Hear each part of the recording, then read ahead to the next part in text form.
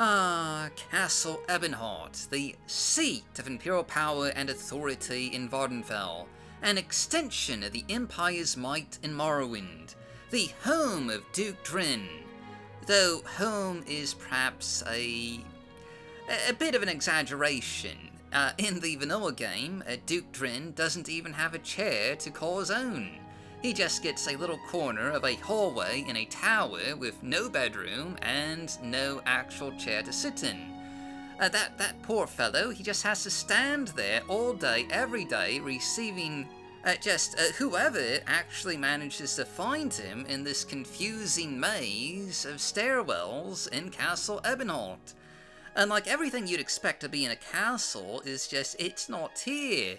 Duke Dren doesn't get a bedroom, or a chair, or a throne room, or a grand receiving hall. Like, he has none of that. He has a corner of a hallway somewhere. That's it.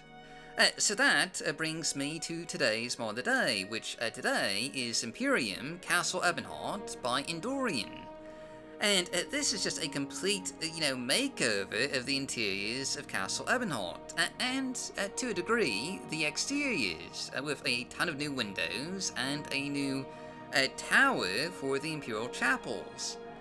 And, just taking a look at these interiors, this is just a massive, massive improvement over vanilla Morrowind, which just had some, very basic, plain chambers that didn't really have anything in them. Now, when you enter Castle Ebonheart, you'll find a proper grand reception hall and a throne room, with notably a throne for Duke Dren, so he doesn't just have to stand in a corner somewhere like a knob. Now he has an actual proper place to sit if he so desires. And included here is also a sort of a meeting table with, again, some more chairs where Duke Dren can meet with his advisors. And you got to appreciate the verticality in here. You've got some proper high ceilings and just a lot of atmospheric lighting. There's even a display hall where just a ton of the wealth that the Empire has collected is on display.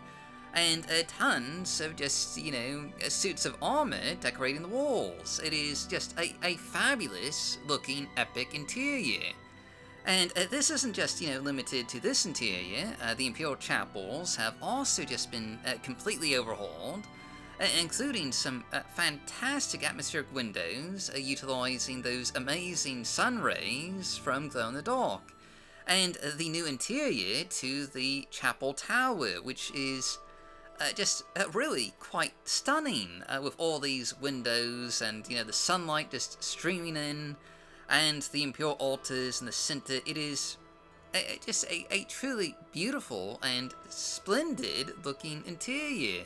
It is a proper Imperial chapel, more reminiscent to those that you'll find in Cyrodiil, instead of, just sort of a back room somewhere that doesn't really get enough proper attention.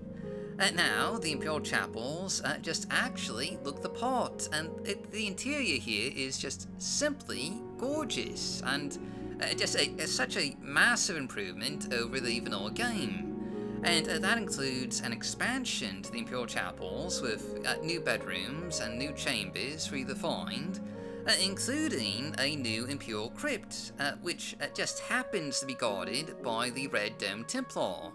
It seems they have a bit of a treasure vault down here, and they're a bit trigger happy, so it's not exactly going to be a waltz to try and get in.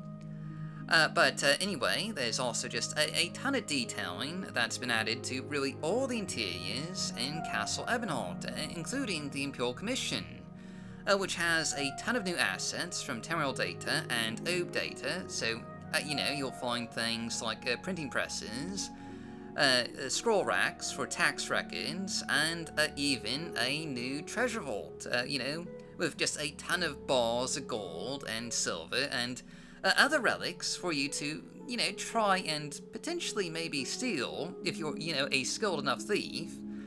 Though obviously it won't be an easy task.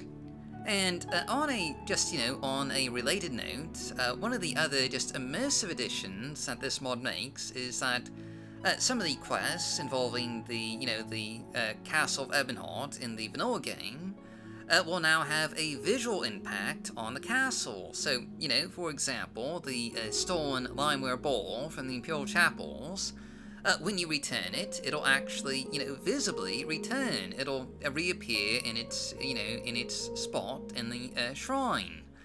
And likewise, when you return some of the stolen Legion artifacts, those will also just visibly reappear. And, just adding on to those immersive elements, the Duke now actually has a bedroom, so no more sleeping in the hallway for the Duke. Now, Duke Dren has an actual bedroom, including a set of guest suites for any, visiting dignitaries, as you would expect from a castle of this size.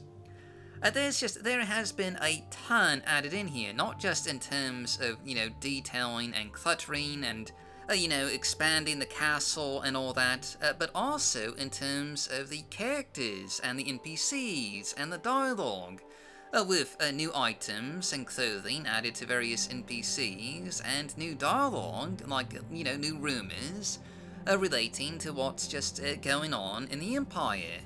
There is no question that this is the best overhaul ever made for Castle Ebonheart. It is simply without comparison. It is just a absolutely gorgeous and beautiful makeover for this once very boring set of interiors in the vanilla game. And personally, I would just really highly recommend it. It is one of the highlights of the modathon so far. But anyway, that's just our mod of the day. So as always, I've been your host, Dark Elf Guy. Thanks for watching. Stay safe, stay healthy, happy modding, and I'll see you all next time.